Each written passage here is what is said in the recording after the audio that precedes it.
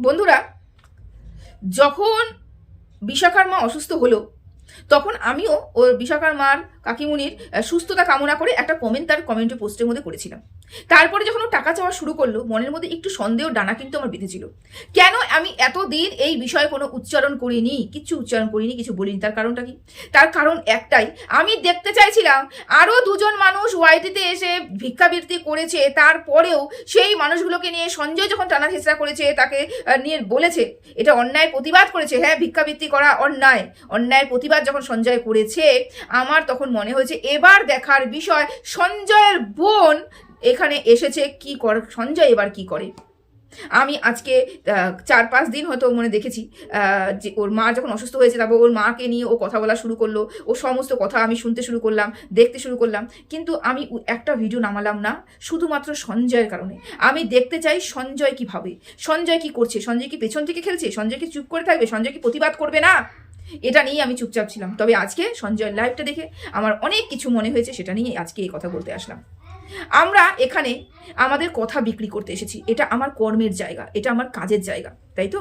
তো আমরা যখন আমাদের কাজের জায়গাতে আসবো, তার মানে এখানে আমাকে নিষ্ঠা সহকারে কাজ করতে হবে, এবং এই নিষ্ঠা সহকারে কাজ করতে করতে কিছু ভিউয়ার্স আমাদের ভালোবেসে ফেলবে। এই ভালোবাসা কি তাদের অপরাধ? ওরা যে দর্শকরা যে আমাদেরকে ভালোবাসে, সেটা কি অপরাধ? তারা ভালোবেসে কি অন্যায় করেছে, যার জন্য প্রতিটা মুহূর্তে সেই তাদেরকে টাকার খেসারত দিতে হচ্ছে? আমি দেখেছি ওয়াইটিতে যখনই কোনো সমস্যা হয়েছে, সেটা ছোট থেকে বড় হোক, কেসের থেকে ডাক্তার হোক, প্রতিটা ক্ষেত্রে ভিউয়ার্সদের ভুগতে হয়েছে। কেন? কেন শুধুমাত্র ভিউয়ার্সরাই এখানে টাকা দিবে? কেন কন্ট্রোভার্সি ক্রিয়েটাররা টাকা চাইবে? এখানেই আমার প্রতিবাদ। কেন চাইবে? আমাদের কি কর্মক্ষমতা নেই? আমরা কি কর্ম করতে পারি না?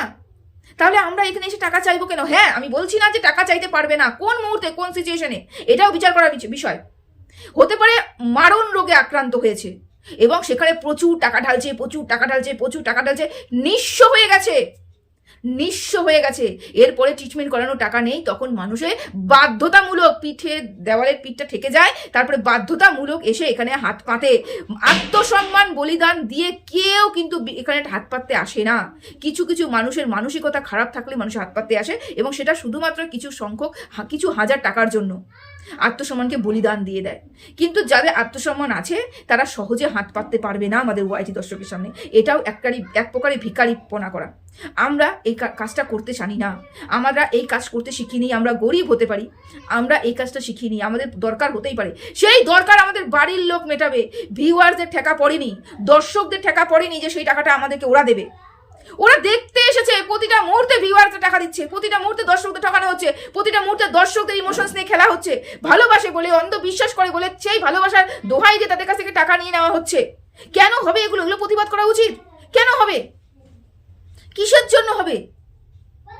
ওরা নিজেদের নেট ক্ষয় করে এখানে এসে শুধুমাত্র তাদের মনোরঞ্জনের জন্য কাউকে ব্লগার হিসেবে ভালোবাসে, কাউকে কন্ট্রোভার্সি ক্রিয়েটার হিসেবে ভালোবাসে, কাউকে গায়িকা হিসেবে ভালোবাসে, কাউকে যারা নাচ করে ডান্সার হিসেবে ভালোবেসে তাদের সময়টা ব্যয় করতে আসে। অফুরন্ত সময় নেই, সারাদিন কাজের ফাঁকে একটুখানি যে সময়টা পায় নিজেদের জন্য ব্যয় করে তারা এখানে এসে সেটা নিয়ে আনন্দ উপভোগ করতে আসে। সেখানটায় এসেও কেন ওরা আবার টাকা দিতে যাবে অন্যের বাড়ির কেসে লড়ার জন্য, অন্যের বাড়ির ডাক্তারের জন্য, কারো হাজবেন্ডের অসুস্থের জন্য, কারোর মা অসুস্থের জন্য, কারো কেস লড়ার জন্য? কেন কেন কেন দর্শকদের কাছ থেকে বারবার টাকা নেওয়া হয়?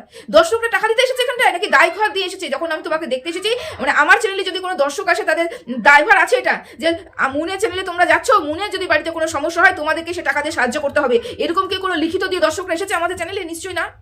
আমরা কেন বলবো? কিভাবে আমরা আত্মসম্মানটাকে বলিদান দিয়ে দিতে পারি? আজকে আমি সঞ্জয়ের সাথে সহমত যে এই ভিখারিপনাটা চলবে না এখানটায়, এটা দর্শকদের সাথে অন্যায় করা হচ্ছে। আমার যদি টাকা নাই থাকে, প্রথমত কথা আমি ভাবতেই পারিনি ওদের টাকা নেই, আমি বিশ্বাসই করিনি প্রথমত কথা। আর মাত্র ওই 30-40 হাজার টাকার জন্য, মাত্র 30-40 হাজার টাকা, যেটা আজকালকার দিনের বাড়ির গৃহবধূর কাছেই থেকে থাকে, ওই মাত্র 30-40 হাজার টাকার জন্য যে ওরা ভিখারিপনা করবে, মানে হাত পাতবে, এটা আমি কল্পনাও ভাবিনি। যে কদিন আগেও সুতপাকে ভিখারি বৃত্তি করা, টাকা উঠেছিস, কেস লড়ছিস, এই করছিস, ওই করছিস বলে হাজারো কথা শোনালো, কিমাকেও হাজারো কথা শোনালো, তারপরে রিম্পাকে 49 বলে হাজারো কথা শোনালো, সে এসে আজকে ভিখারি বৃত্তি করছে, সে এসে হাত পাচ্ছে, তখন তো এটা দৃষ্টিকটু লাগবেই। তারপরেও যার বাড়িতে বাবা আছে পেনশন হোল্ডার, বাড়ি দেখেছি ভালো, খাওয়ন পাওয়ন দেখেছে, কাজের লোক দেখেছি, রান্নার লোক দেখেছি, বাড়িতে একটা দাদা আছে সেটাও দেখেছি।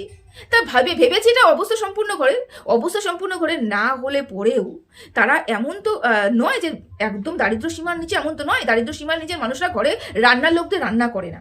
ওরা যদি টাকা পয়সা আহামরি নাও থেকে থাকে, কিন্তু এতটুক তো আছে যেই টাকা দিয়ে আমাদের বাড়ির লোকে কিছু হঠাৎ অসুস্থ হয়ে গেলে আমরা যাতে ট্রিটমেন্টটা করাতে পারি, এই পরিস্থিতি তো রয়েছে। তাও নেই। তাহলে কাজের লোক কিভাবে কাজ করছে বাড়িতে? শুনলাম নাকি 6,000 টাকা দিয়ে প্রতি মাসে কাজের লোক কাজ করছে। সেই টাকাটা ব্যয় করা হচ্ছে কোথার থেকে, কোন খাতের থেকে? তারপরেও আমরা কিভাবে এখানে এসে ভিক্ষাবৃত্তি করি? যেমন দুটো কাজের লোক, দোতলা বাড়ি, দুটো কাজের লোক রেখেছে, তারপরে এসে ভিক্ষারি বৃত্তি করতে হচ্ছে এখানটায় বড় অসুস্থ বলে। এখানে রান্নার লোক রয়েছে, তারপরেও এখানে এসে ভিখারি বৃত্তি করতে হচ্ছে মা অসুস্থ বলে। ওদিকে আইফোন কিনছে, তারপরেও ভিখারি বৃত্তি করতে হচ্ছে কেস লড়বে বলে। কি করতে এসেছো? ভিখারি বৃত্তি করতে এসেছো? নিজের মান সম্মান টুকুটুকা নষ্ট করে দিলে তোমরা। এরপরে কি দর্শকরা আর বিশ্বাস করবে? দর্শকরা কি যারা সত্যি সত্যি নিডি তাদেরকে দিতে চাইবে? দর্শকদের যদি এরকম করে তোমরা ঠকাও। তোমার মা অসুস্থ হতেই পারে, বয়স্ক মানুষ অসুস্থ হতেই পারে, আমার ঠাকুর না করুক, আমাদের বাড়িতেও এরকম মানুষ অসুস্থ হতেই পারে। আমার কাছে টাকা নাই থাকতে পারে। আমরা কি, আমার কাছে যদি টাকা না থেকে থাকি, তাহলে কি আমরা কোনো সরকারি হাসপাতালে নেব, কোনো নার্সিং হোমে নেব না তো। আমার যা চাদর আমি ততটুকুই পা ফেলাবো, ততটুকুই পা লম্বা করব। আমি কি করব? আমি নেব হাসপাতালে। এবং হাসপাতাল যদি, আমাদের সরকারি হাসপাতাল যদি আমাদেরকে বলে দেয় এখানে আমরা পারবো না, তাহলে রেফার করবে কোনো মেডিকেল কলেজে। এবং সেখান থেকে যদি মনে হয় যে না সেখানেও হচ্ছে না, এখানে তখন বলবে যে আমরা রেফার করছি, আপনারা যেখানে ইচ্ছা নিয়ে যান, কিন্তু আমাদের দ্বারা সরকারি কোনো কিছু দ্বারা আমাদের পক্ষে সম্ভব নয়। তখন আমরা বাইরে নেব। তখন আমাদের যে আত্মীয় স্বজন রয়েছে, আমাদের যে পরিবারের লোক রয়েছে, আমি যেমন কাজ করি, আমার দাদা যেমন কাজ করি, আমার বাবা পেনশন হোল্ডার, তাহলে তাদের কাছ থেকে নিয়ে কিছু সংখ্যক টাকা জোগাড় করে আমি আমার মাকে সুস্থ করে নিয়ে আসবো। তারপরেও আমি মানুষের কাছে হাত পাতবো না। এটা এতটুকু আত্মসম্মান বোধ তো রাখা উচিত এখানটায়। তা না করে 6,000 টাকাতে কাজের মাসি রেখে, রান্নার মাসি রেখে 30,000 টাকার জন্য ওয়াইটিতে এসে ভিক্ষাবৃত্তি করেছে মা ট্রিটমেন্টের জন্য। সত্যি করে বলো তো তোমরা কি করতে চাইছো? সত্যি কি মা অসুস্থ হয়েছে? সত্যি কি সমস্যা চলছে? এই যে কাজের লোক দেখছি, বাড়িতে লোক বা দাদা দেখছি, সবাইকে দেখছি, তারপরেও তোমরা টাকা চাইছো কোন হিসাবে? নাকি লোকটা অনেক বেশি হয়েছে? দেখেছো একবারে সুতো পার কত 96,000 টাকা উঠেছে। ওর কথা হিসাবে, আমাদের কথা হিসাবে অনেক টাকা উঠেছে। তারপরে কি মার হাজবেন্ড দুইবার চলে এসেছে হাসপাতাল থেকে ঘুরে। তারপরে বেচুর কাছে প্রচুর টাকা পয়সা গেছে, প্রচুর জিনিস চলেছে। এই যে মানুষ যে এতগুলো টাকা করে পাচ্ছে এবং প্রচুর টাকা দেখছে চোখে, সেই টাকা দিয়ে দেখে কি তোমাদের লোভ হয়েছে? সেই জন্য কি এই পরিকল্পনাটা তুমি করেছো? না কিসের জন্য করেছো? কেন হঠাৎ করে কেন মনে হলো 30,000 টাকা তোমাদের মানুষের কাছ থেকে চাইতে হবে? কেন মনে হলো এই কথাটা? কেন নিজের আত্মসম্মান বোধটাকে বলিদান দিলে? কেন এখানটা এসে ভিখারি ভীতি তোমাদেরকে করতে হলো? কেন করতে হলো? আমি তো খুঁজেই পাচ্ছি না। আমি ভাষা হারিয়ে ফেলেছি। যখন সঞ্জয়ের কাছে শুনছি, সঞ্জয় যখন বলেছে সরকারি হাসপাতালে নিয়ে যাও, সঞ্জয়ের কথা না শুনে বেসরকারি হাসপাতালে নিয়ে যাওয়া হলো। বেসরকারি হাসপাতালে যখন তুমি নিয়ে যাবে, তার মানে তোমার গ্যাটে, তোমার পকেটটা শক্ত সবল রয়েছে, মজবুত রয়েছে, সেখানে গরম রয়েছে। তার মানে আমি এই চিন্তা ভাবনা করে তো নিশ্চয়ই আমার মাকে হাসপাতালে ভর্তি করবো না, নার্সিংহোমে ভর্তি করবো না, যে কে আমাকে কখন টাকা দেবে তারপরে আমি হাসপাতাল থেকে ফিরে আসবো, আমার মাকে হাসপাতাল থেকে নিয়ে আসবো। সেই হিসেবে তো আমি নিশ্চয়ই হাসপাতালে ভর্তি করবো না। আগে তো আমি আমার টাকা ব্যয় করবো, আমি আমার সর্বস্ব ব্যয় করবো। তারপরে তো আমি আমার যখন সব শেষ হয়ে যাবে তখন তো আমি মানুষের কাছে হাত পাতবো। তাও হাত পাতবো না, আগে আত্মীয় স্বজনের কাছে যাবো, তারপরে না হলে ডিজিটাল ভিখারি হলাম। তা না করে, দিক বিদিক চিন্তা না করে, বা টাকা পয়সা বাড়ির থেকে কোনো পয়সা বের না করে তোমরা ভিখারি বৃত্তি করতে বসলে। এখানে তোমার বাবা নাকি পেনশন হোল্ডার, তোমার বাড়িতে নাকি সুস্থতা বল দাদা রয়েছে, তোমার বাড়িতে নাকি কাজের লোক রয়েছে, আর তারপরেও তুমি 30,000 টাকার জন্য তোমার মাকে হাসপাতালে ভর্তি থাকতে হবে, সেখান থেকে বেরিয়ে নিয়ে আসতে পারবে না। এগুলো বিশ্বাসযোগ্য? কেন দর্শক ঠকাচ্ছ কেন? নিজের মান সম্মান, নিজের পরিবারের মান সম্মান, নিজের মা বাবার মান সম্মান মুখ দেখাতে পারবে আর কোনোদিন? মুখ উঁচু করে কোনোদিনও কন্ট্রোভার্সি করতে পারবে? মুখ উঁচু করে কোনোদিন কন্ট্রোভার্সি করতে লজ্জা লাগে না তোমাদের? ভীষণ পরিমাণে আমি এগুলোকে ঘেন্না করি, ভীষণ পরিমাণে আমি এগুলোকে নোংরা মনে করি, ভীষণ পরিমাণে নোংরা। কারা করে বলো তো এগুলো? যাদের কাজ করার ক্ষমতা নেই। আমি তো তোমাকে দেখি না কোনো কাজ করতে। সঞ্জয় তো একদম ঠিক কথা বললো যে তুমি তো কোনো কাজ করো না, তোমাকে নাকি বহুবার কাজের কথা বলা হয়েছে। একটা মেয়ে সারাটা দিন যদি বাড়িতে থাকে, বলে না খালি মাথা শয়তানের বাসা। মানলাম তুমি বাইরে কাজে যেতে পারবে না, তোমার বাইরে কাজে যেতে অনেকটা সমস্যা, তাহলে বাড়িতে বসে ভালো করে ভিডিও করো, বাড়িতে বসে ভালো ভালো লজিক দিয়ে ভিডিও করো, সেখানে তো তাই করতে পারো না। বুদ্ধি খাটিয়ে তো সেটাও করতে পারো না, বুদ্ধি বের করে তো কন্টেন্টও বের করতে পারো না। সবাই যেই কন্টেন্টে চলে, যেই কন্টেন্টে হাওয়া উঠে, সেই কন্টেন্ট নিয়ে তুমি গা ভাসিয়ে দিয়ে চলে যাও। সেটা তো করে এসেছো। একটা সময় যখন তুমি প্রথমে কন্ট্রোভার্সি শুরু করেছিলে, তোমার তো ভিউজ হতো, তারপরে তুমি গা ভাসিয়ে দিলে, বুদ্ধিহীনতার পরিচয় দিলে, তারপর তো চ্যানেলটা ডুবে গেল। সুযোগ তো ঠাকুর সবাইকে দেয় না, বারবার দেয় না। সুযোগ দিয়েছিল, তুমি ধরে রাখতে পারোনি। তোমার যখন এখান থেকে কিছু ইনকাম হচ্ছেই না, তোমাদের যখন টাকার প্রচুর প্রয়োজন রয়েছে, তাহলে তুমি বাইরে কাজে যাও। কোনো একটা কাজ তো খুঁজে বের করো যেখানে তোমার কমপক্ষে মান্থলি তুমি 10-12 হাজার টাকা ইনকাম করতে পারবে, যা তোমার মার জন্য খরচা করতে পারবে, তুমি কিছু টাকা সেভিংস করতে পারবে। কিছু সেভিংস কিচ্ছু করোনি।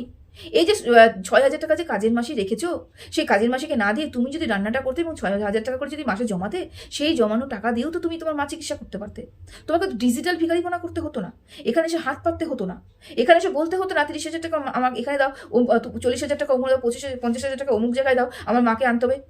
তুমি কি এখানে দর্শকদের জিজ্ঞাসা করে বলেছিলে যে আমি কি হাসপাতালে ভর্তি করবো, তোমরা কি টাকা দিবে, তাহলে কি আমার মা ট্রিটমেন্ট হবে, আমি কি হসপিটালে ভর্তি করবো, এই জিজ্ঞাসা করেছিলে? করোনি তো।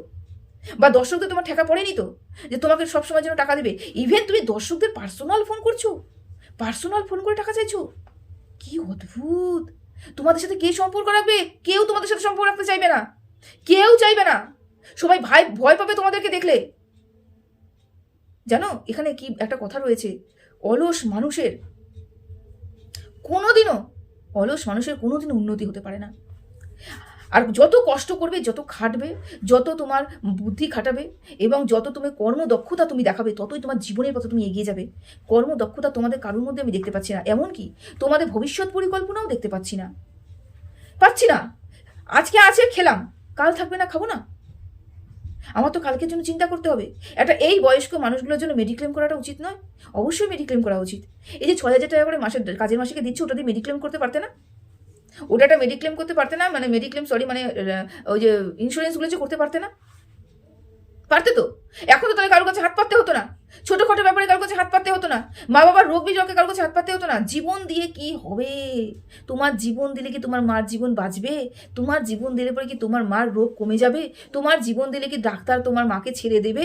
টাকা পয়সায়, বিনা পয়সায় কি তোমার মাকে ট্রিটমেন্ট করাবে না তো। টাকা ছাড়া কিচ্ছু চলবে না।